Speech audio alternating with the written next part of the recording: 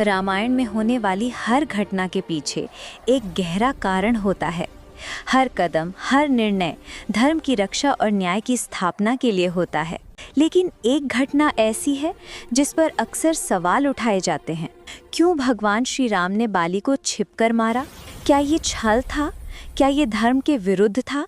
या इसके पीछे छुपी थी एक ऐसी सच्चाई जो आज भी बहुत कम लोग जानते हैं?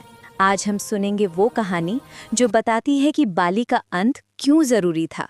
बहुत समय पहले किष्किंधा का राज्य बाली नाम के एक अत्यंत बलशाली और पराक्रमी वानर राजा के अधीन था। बाली का पराक्रम इतना असाधारण था कि देवता भी उससे सम्मुख युद्ध करने से डरते थे। उसके पास एक वरदान था कि जो उससे लड़ता उसकी आधी शक्ति बाली को प्राप्त हो जाती। इस वरदान ने बाली को लगभग अजेय बना दिया था। लेकिन शक्ति जब अहंकार में बदल जाती है तो वो विनाश का कारण बनती है। बाली इस अहंकार के मार्ग पर आगे बढ़ चुका था। बाली का छोटा भाई सुग्रीव एक धर्मपरायण, सरल और विनम्र स्वभाव का था। दोनों भाई मिलकर राज्य चलाते थे। लेकिन एक दिन एक भयंकर राक्षस दुंदुभी किष्किंधा में आ धमका। बाली उसे मारने गुफा के भीतर चला गया और सुग्रीव बाहर खड़ा रहा।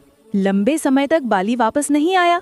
गुफा से खून बहता देखकर सुग्रीव ने सोचा कि शायद बाली मारा गया है।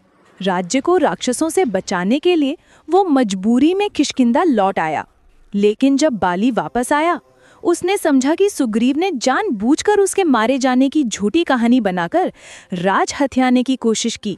बाली ने बिना सत्य जाने अपने ही भाई पर विश्वासघात का आरोप लगा दिया। उसने सुग्रीव को राज्य से निकाल दिया और उसकी पत्नी रूमा को भी अपने पास रख लिया, जो एक बड़ा अधर्म था। सुग्रीव जंगल में भटकता रहा, भय, दुख और अन्याय में डूबा हुआ।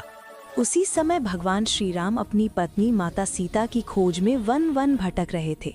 वन में सुग्रीव और हनुमान की राम से मुलाकात हुई। सुग्रीव ने अपने दुख राम को बताए और मदद मांगी। सुग्रीव: हे राम, यदि आप मुझे बाली से मुक्त कर दें तो मैं अपनी पूरी सेना आपको सीता की खोज में समर्पित कर दूंगा। राम ने उसकी बात सुनी और धर्म के पथ पर चलते हुए अन्याय को समाप्त करने का निश्चय किया। सुग्रीव ने राम के सामने बाली को युद्ध के लिए पुकारा। लेकिन जैसे ही बाली बाहर आया, उसका वरदान सक्रिय हो गया। सुग्रीव जितनी शक्ति लगाता, उसकी आधी शक्ति बाली को प्राप्त हो जाती और सुग्रीव बाली के सामने टिक ही नहीं पाया। सुग्रीव भागने लगा। राम ने कहा, सुग्रीव, बाली की ताकत का सही अंदाजा लगाने के लिए आज मैंने तीर नहीं चलाया। अगली बार मैं बाली का अंत कर दूंगा। अगले दिन सुग्रीव ने फिर बाली को युद्ध के लिए पुकारा। युद्ध शुरू होते ही बाली का अहंकार फिर तेज हो उठा। वह सुग्रीव को पराजित करने लगा। उसी समय राम ने दूर से अपना धनुष उठाया और एक शक्तिशाली बाण बाली की छाती पर छोड़ा। बाली गिर पड़ा। मरते समय उसकी आंखों में आश्चर्य था। बाली: हे राम, आपने मुझे छिपकर क्यों मारा? ये कैसा धर्म है? अब पूरी कहानी का सबसे महत्वपूर्ण क्षण आता है। राम का उत्तर। राम बोले, बाली, तुम राजा हो और राजा को धर्म का पालन करना चाहिए। लेकिन तुमने अपनी भाई की पत्नी रूमा को छीनकर अधर्म किया। तुम्हारे आतंक से पूरा राज्य पीड़ित था। तुम्हारा वरदान तुम्हें अजेय बना देता था। यदि मैं सामने से लड़ता तो तुम्हारा वरदान सक्रिय हो जाता और लड़ाई कभी समाप्त न होती। अधर्म के अंत के लिए यह ही उचित तरीका था। तुमने सुग्रीव का राज्य, उसकी पत्नी और उसका सम्मान छीन लिया। ऐसे अत्याचारी का अंत आवश्यक था। बाली की आंखों से पश्चाताप बहने लगा। बाली बोला, हे प्रभु, अब मैं सत्य समझ गया हूँ। मैं धन्य हूँ कि मेरी मृत्यु आपके हाथों हुई। मेरे पुत्र अंगद को अपना आश्रय दीजिए। राम ने कहा, अंगद मेरा ही पुत्र समान रहेगा। यह सुनकर बाली ने शांत मन से अपना अंतिम श्वास लिया। वन में सब ओर शांति फैल गई।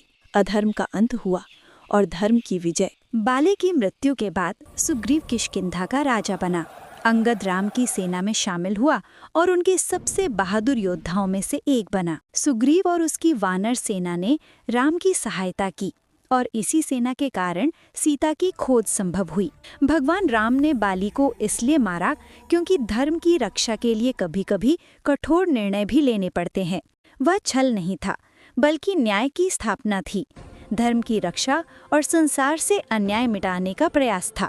यही रामायण का संदेश है। जहाँ भी अधर्म बढ़ेगा वहाँ धर्म की रक्षा करने वाला अवतार अवश्य आएगा। अगर ये कहानी आपके दिल तक पहुंची हो तो लाइक, शेयर और सब्सक्राइब करके एक नए सपने को उड़ान देने में हमारा साथ दो।